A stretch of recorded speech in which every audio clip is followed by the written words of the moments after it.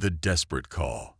The blue glow of the emergency beacon filled the command center of the alien vessel's swift wind.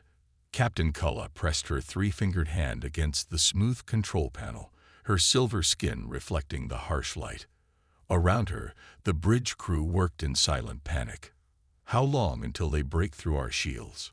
she asked her tactical officer. 12 hours, maybe less," Officer Bricks replied, his voice shaking.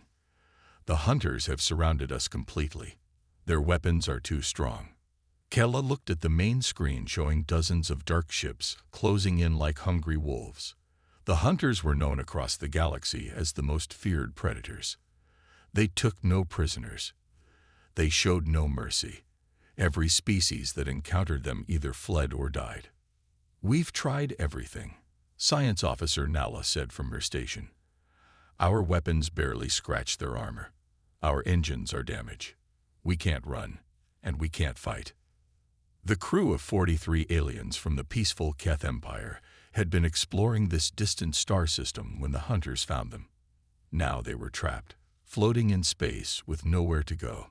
"There is one option," Nala said quietly. "The emergency protocols mention a species called humans in the outer rim. They're listed as unusual." "Unusual how?" Kella asked. "The file doesn't say much, just that they're from a world called Earth, and they respond to distress calls. Some reports call them unpredictable and dangerous when cornered." Kella felt her hope fading. "Are they strong enough to fight the hunters?" "Unknown. But Captain, we have no other choice. Every other military force in this sector has already been destroyed or has fled. The humans are our last hope." Through the viewport, Kella could see the hunter ships moving closer.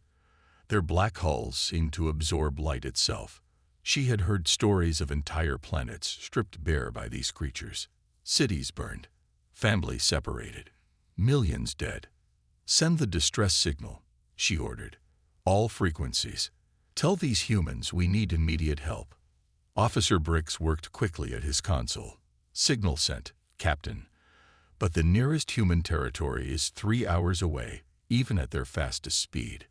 We don't have 3 hours. Then we hold on as long as we can," Kalla said firmly. "Full power to shields. Emergency positions everyone." As the crew prepared for what might be their final battle, none of them knew what they had just set in motion. The message racing through space would soon reach beings unlike any other species in the galaxy, beings who had learned to fight not just with weapons, but with something far more dangerous. The hunters circled closer, preparing for an easy kill. They had no idea that somewhere in the darkness, humanity was about to answer the call. And when humans answered a cry for help, they didn't come alone. They came with fury, determination, and something the galaxy had never seen before: the complete refusal to let innocents die on their watch. The real battle was about to begin. The human response. 3 hours earlier, on the human patrol ship Iron Wolf, Commander Jake Miller was drinking his morning coffee when the distress signal came through. The bridge was quiet, running routine patrols along the outer rim territories. "Commander, we're picking up an emergency beacon," called out Lieutenant Emma Stone from the communication station. "It's from an unknown species. They're under attack." Jake set down his cup and moved to the center of the bridge.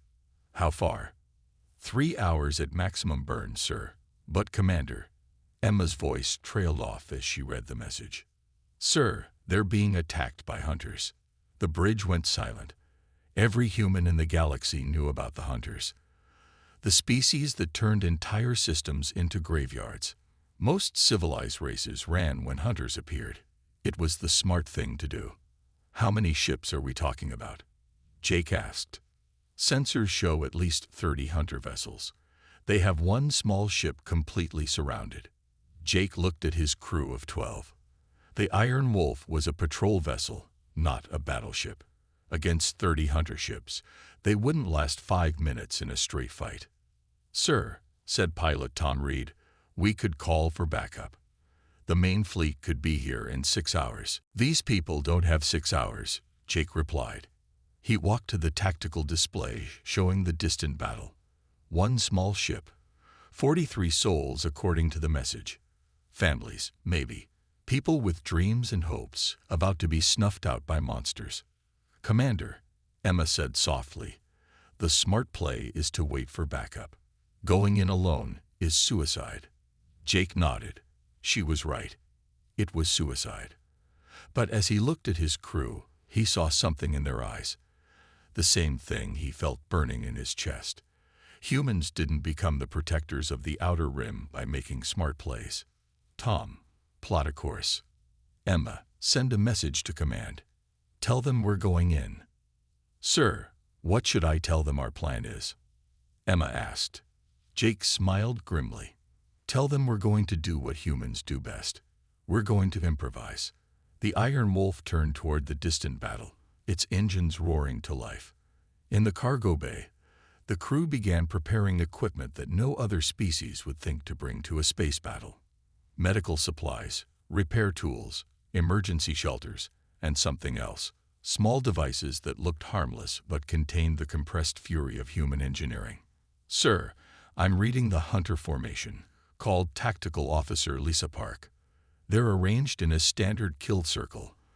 They're taking their time, playing with their prey." "Good," Jake said. "That means they're overconfident. Emma, open a channel to that alien ship." "Channel open, sir." "Unknown vessel, this is Commander Jake Miller of the human ship Iron Wolf. We received your distress call. Hold your position. Help is coming." On the alien ship, Captain Calla stared at the communication in disbelief. "One ship. They're sending one ship against 30 hunters." "Maybe they don't understand," Officer Briggs suggested. But Science Officer Nella was studying her scanners with growing interest. "Captain, this human ship, it's not running in for a direct attack. It's taking a wide approach. And I'm reading strange energy signatures." The Iron Wolf swept around the edge of the battle zone, seemingly avoiding the hunters entirely. To any observer, it looked like the humans were being cautious, maybe even cowardly. They had no idea that humans had learned warfare in the cruelest school in the galaxy, against each other. And when humans fought for others, when they fought to protect the innocent, they became something that made even the hunters look like amateur predators. Jake studied the tactical display one more time. "Positions, everyone. Remember, we only get one shot at this. Make it count." The real fight was about to begin, and the hunters were about to learn why every species in human space slept safely at night. The unleashing. The Hunter Fleet Commander, a massive creature called Voss, watched the approaching human ship with amusement. His black eyes reflected no emotion as he studied the tactical display from his flagship. "One small vessel," he growled to his bridge crew. "The humans send one ship to challenge 30 of ours. Their stupidity will make this hunt even easier." Around him, the Hunter bridge crew made clicking sounds of agreement. They had destroyed hundreds of ships, conquered dozens of worlds. No species had ever stood against them for long. "Shall we destroy them now, Commander?" asked his weapons officer. "No," Voss replied. "Let them get closer. I want to see the fear in their eyes before we kill them. Then we finish the prey we came for." But something was wrong. The human ship wasn't slowing down as it approached. Instead, it was accelerating, moving faster than any ship should in a combat zone. On the Iron Wolf, Jake gripped his command chair as the ship shook from the extreme speed. "Tom, how's our approach?" "Perfect, sir. We're coming in at exactly the right angle. The hunters think we're making a suicide run." "Good. Lisa, are the packages ready?" "All packages armed and ready for deployment, sir," Lisa replied from Tactical. "The hunters have no idea what's coming."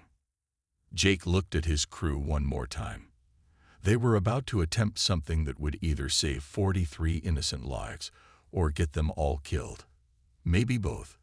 "Emma, broadcast on all frequencies. Make sure everyone can hear this.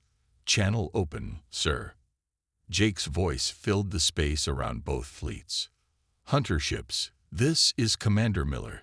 You have 30 seconds to withdraw from this system and leave these people alone." The laughter from the Hunter flagship was transmitted back immediately. "Humans," Voss replied, "you are outnumbered 30-1. Surrender now, and we will kill you quickly." "Counteroffer," Jake said calmly. "You leave now, and we won't have to show you why every pirate, slaver, and monster in this sector has learned to avoid human space." More laughter from the Hunters. They began moving to surround the Iron Wolf, treating it like another piece of prey. That was their first mistake.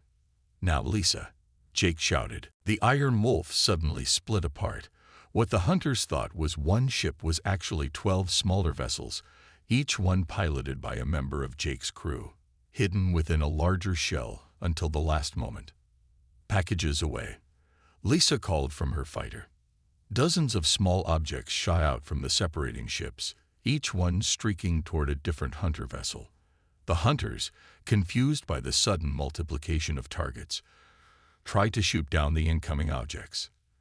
They missed most of them. The packages struck Hunter ships across the fleet and attached to their hulls.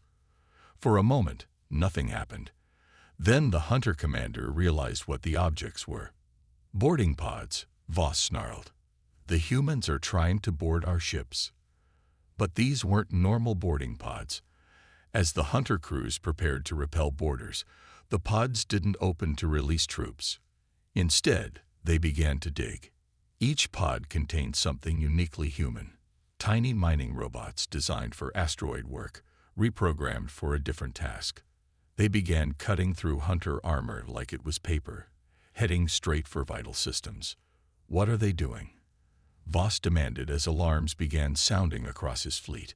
On the alien ship Swiftwind, Captain Cullen watched in amazement as the Hunter fleet began to panic. What did the humans do? Science Officer Nella was studying her sensors with wide eyes. "Captain, the human robots are inside the Hunter ships. They're not trying to capture them. They're sabotaging everything. Engines, weapons, life support." The Hunters found themselves fighting an enemy they couldn't see, couldn't catch, and couldn't predict. The robots moved through their ships like ghosts, destroying everything that kept the vessels operational. But that was only the beginning. As the Hunter ships began to lose power and drift helplessly, the 12 human fighters regrouped and began the second phase of their attack. Jake's voice came over the communication again, but this time it wasn't calm. It was filled with cold fury. "You made one mistake, Hunters. You threatened innocent people. And when humans defend innocence, we don't fight fair. We fight to win." The real battle was just beginning, and the Hunters were about to learn that humanity's greatest weapon wasn't technology or numbers. It was the absolute refusal to let evil win. The hunt becomes the hunted. The Hunter fleet was in chaos. Half their ships drifted powerless as the human mining robots continued their work deep inside the hulls. The other half fired wildly at the 12 human fighters that danced between them like angry wasps. Commander Voss slammed his fist against his command chair as another Hunter ship went dark. "How are they doing this? 12 fighters against our entire fleet." His tactical officers studied the battle data with growing fear. "Sir, the human ships, they're not fighting like any species we've encountered. They're using our own formation against us." It was true. The Hunters had arranged themselves in their traditional kill circle, designed to trap prey in the center. But the humans weren't trying to escape the circle. They were using it as cover, darting between Hunter ships so quickly that when the Hunters fired at them, they often hit each other instead. "And sir," the tactical officer continued, "they're not trying to destroy our ships. They're disabling specific systems. Engines first, then weapons, then life support. It's like they know exactly how our ships work." On the human fighter Wolf 7, pilot Lisa Park dodged between 2 Hunter ships, while her targeting computer locked onto critical systems. These ships are built like fortresses on the outside, but they have weak points everywhere, she called to her teammates. "Humans have been studying Hunter technology for years." "Copy that, Wolf 7, came Jake's voice from the lead fighter. "Remember, we're not here to destroy them all. We're here to save lives. That was the second thing the hunters didn't understand about humans. Most species fought to win battles. Humans fought to achieve goals. And their goal wasn't to defeat the hunters. It was to rescue the alien ship. Wolf 3, Wolf 9, create a corridor, Jake ordered. Wolf 12, get ready to escort our friends to safety. Two human fighters streaked toward the disabled alien ship, firing precisely at the hunter vessels blocking its path. But instead of explosive rounds, they fired electromagnetic pulse charges that shut down hunter systems without destroying the ships. On the swift wind, Captain Kella watched in amazement as a clear path opened through the hunter fleet. They're giving us an escape route. Captain, Officer Briggs called out, our engines are damaged. We can't move fast enough to get through before they close the gap. Then we'll help you move, came a human voice over the communication. It was one of the fighter pilots. This is Wolf 12. Prepare for emergency assistance. The human fighter attached itself to the alien ship with magnetic clamps and began pushing it toward the escape route. Two other fighters joined it, their combined thrust moving the larger vessel. But the hunters weren't finished. Commander Voss, seeing his prey about to escape, made a desperate decision. All remaining ships ram the humans. If we can't have our hunt, no one survives. The surviving hunter ships, their crews willing to die rather than face the shame of defeat, turned toward the fleeing alien vessel and began their final charge. Jake, we've got company, called pilot Tom Reed. 10 hunter ships incoming fast. They're going to ram us. Jake looked at his tactical display. The alien ship was almost safe, but the hunters would reach them first. His fighters could break off and escape, but that would leave the aliens defenseless. All units, hold formation, Jake ordered. We don't abandon people who called for help. Sir, came Emma's voice over the communication. The cavalry's here. On the edge of the system, space suddenly filled with light as a dozen human warships dropped out of hyperspace. The main fleet had arrived, responding to the Iron Wolf's earlier message. This is Admiral Ross aboard the Hammer of Justice, came a new voice over the communication. Sorry we're late to the party. Need any help? Jake smiled as he watched the hunter ships suddenly stop their charge, realizing they were now outnumbered and outgunned. Just in time, Admiral. We could use some escort duty. But the real surprise came next. Instead of opening fire on the helpless hunter ships, the human fleet simply surrounded them. Hunter vessels, Admiral Ross announced, you are now prisoners of the Human Defense Force. Surrender and you will be treated according to galactic law. Resist and you will be destroyed. On the alien ship, Science Officer Nella was studying her sensors with confusion. Captain, the humans aren't destroying the hunter fleet. They're capturing them. Captain Callis stared at the display. I don't understand. The hunters are their enemies. Why show mercy? Over the communication came Jake's voice, answering her question. Because that's what separates us from monsters. We fight to protect, not to destroy. We save who we can, when we can. As the swift wind finally reached safety, escorted by human fighters, Captain Kella realized something that would change how her species viewed humans forever. They hadn't just been rescued by warriors. They had been saved by guardians who fought not for glory or conquest, but for something much more dangerous to evil everywhere. They fought for what was right, what they didn't expect. 3 days later, on the human medical station Mercy's Hand, Captain Kalla walked through corridors she never imagined she would see. Her crew had been brought here to recover from their ordeal, but what she found challenged everything she thought she knew about humans. Your injuries are healing well, said Dr. Sarah Chen, the human doctor treating Kalla's wounded crew members. Officer Briggs will be back on his feet in a few days. Kalla watched as human medical staff worked alongside alien patients with gentle care. Doctor, I must ask something. Why are you helping us? We are strangers to your people. Dr. Chen paused in her work. Because you needed help. That's reason enough. In the station's observation deck, Kella found Commander Jake Miller looking out at the stars. The swift wind was docked nearby, already repaired by human engineers. "Commander," Kala said as she approached, "I wanted to thank you. But I also need to understand something." Jake turned to face her. "What's that, Captain?" "The hunters. Your people captured them instead of destroying them. In our culture, we don't understand this choice. They are killers, monsters. Why let them live?" Jake was quiet for a moment. "Because killing them would make us like them. We've learned that the moment you stop seeing your enemies as people, you become the very thing you're fighting against. But they will escape eventually. They will kill again."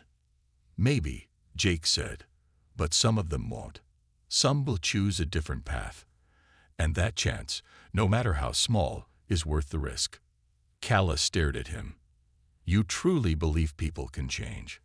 "I have to. If I didn't believe that, I wouldn't be able to look at myself in the mirror. Every human carries the capacity for great evil, Captain. We've done terrible things to each other throughout our history, but we also carry the capacity for great good. The choice is always ours." Later that day, Kala received a message that shocked her even more. The human government was offering the Keth Empire a mutual defense treaty. Not conquest, not demands for tribute, but partnership. "We don't want your territory or your resources," Admiral Ross explained during the treaty discussion. "We want your friendship. The galaxy is a dangerous place, Captain. It's better when we face those dangers together." "But what do you gain from this?" Kala asked. "You saved us. You're offering us protection. What do we have that you want?" Admiral Ross smiled. "You called for help when you were in trouble. That tells us you're good people. And good people are worth protecting." As the swift wind prepared to leave the human station, Kala's crew gathered on the bridge. They were no longer the same people who had fled from the hunters. They had seen something that changed them. "Captain," Science Officer Nala said, "I've been analyzing the battle data. The humans could have destroyed the hunter fleet in minutes once their main ships arrived. Instead, they chose the harder path of capture and containment." "And the mining robots," Officer Briggs added. "They were programmed to disable, not destroy. Even in the heat of battle, the humans were trying to save lives." Kala nodded. "They fight with honor. But more than that, they fight with hope."